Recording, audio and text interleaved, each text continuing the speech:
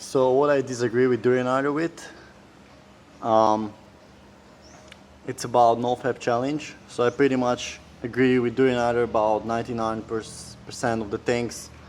Amazing work, how to carb up, how to hydrate up and sleep enough so you can hit your goals every day and just overcome whatever difficulties you have in your life and to harden the fuck up mentally if you are if you have some mental issues, also to appreciate things and just the overall perspective on life.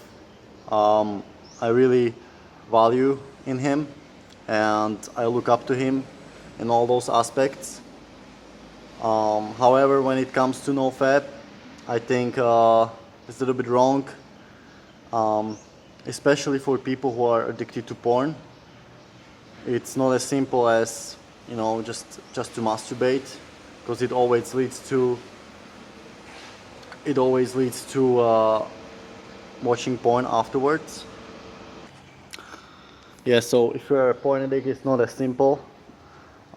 It's like, for example, if you're addicted to drugs, telling the person to take small dosages, or telling to alcoholic to have a glass of wine per week, I think if you're masturbating more than once per week, or if you do like a regular masturbation and you can't go without it, I think you might be addicted as well. Also, for guys who have erectile dysfunction during sex, who can't get it up, I highly recommend nofap.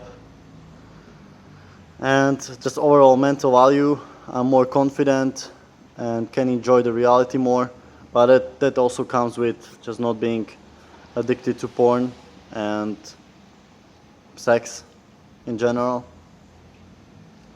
So for me, nofap works really great as for other people, but as I said, for somebody who is not addicted to porn or sex, it's not a big deal, because they are not taking porn and sex as a distraction. Like Happy Healthy Vegan, they didn't grow up in a porn society, so they don't really understand the young guys' issues with porn, and maybe Durianrider didn't grow up with it either. So like for them, it's not really bringing a value, but for young guys who are addicted to porn, like me, and other guys like Ted Carr and D-Man, it's just life-changing. People say that when you're in nofap, you just think about sex all the time, and that's not true.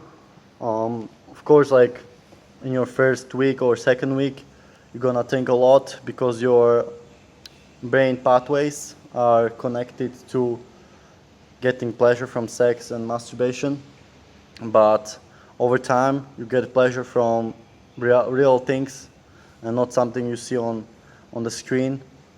So it's the same like other addicts, like they're always looking forward to, for example, Friday to get drunk, or Saturday, and they're getting their pathways to it, or people who are like Joe Best, who are addicted to certain foods. So abstaining from it and getting the pleasure from other real things is the way to go.